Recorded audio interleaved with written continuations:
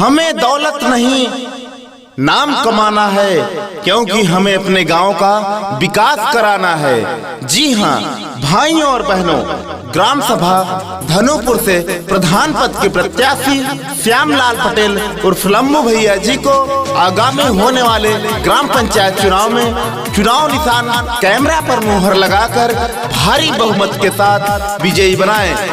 श्यामलाल पटेल जिंदाबाद जिंदाबाद जिंदाबाद। जन जन के साथ रहेंगे, पूरा विकास करेंगे। भैया जिंदाबाद जिंदाबाद भैया।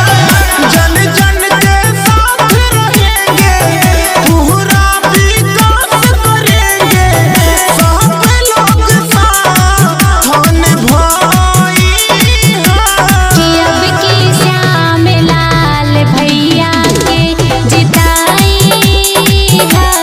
अपना गाँव परिधान हो बनाई कि अब की श्यामलाल भैया के।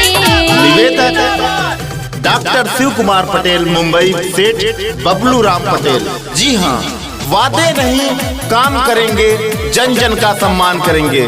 प्रिय साथियों, प्रिय ग्रामवासियों, आगामी होने वाले ग्राम पंचायत चुनाव में बहुत ही कर्मठ व संघर्षशील प्रधान पद के प्रत्याशी श्यामलाल पटेल उर्फ लम्बू भैया जी को चुनाव चिन्ह कैमरा, जी हाँ चुनाव चिन्ह कैमरा पर मुहर लगाकर श्यामलाल पटेल उर्फ लम्बू भैया जी को ग्राम सभा धनुपुर का ग्राम प्रधान बनाएं और अपने क्षेत्र का सर्वांगीण विकास करवाएं।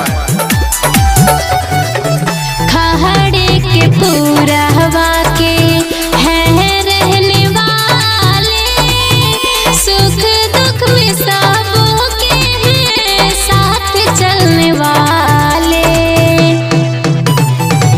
बिजली पानी सड़क सबके मिली आवास हो, गाँव के चौमुखी होई विकास हो।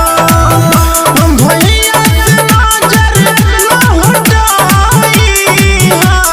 अब की श्यामलाल भैया के जिताई कि अपना गाँव परिधान हो बनाई कि अब की श्यामलाल भैया के।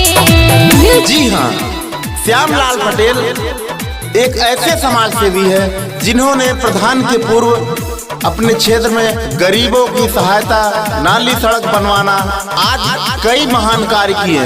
जी हाँ, श्यामलाल पटेल उर्फ लम्बू भैया जी का चुनाव निशान कैमरा। जी हाँ, सभी ग्रामवासियों का चुनाव निशान कैमरा, माताओं और बहनों का चुनाव निशान कैमरा, कैमरा पर मुहर लगाकर श्यामलाल पटेल उर्फ लम्बू भैया जी को ग्राम सभा धनुपुर का ग्राम प्रधान बनाएं। निवेदक डॉक्टर शिव कुमार पटेल, मुंबई सेठ बदलू राम पटेल। प्रमोद पटेल करे सब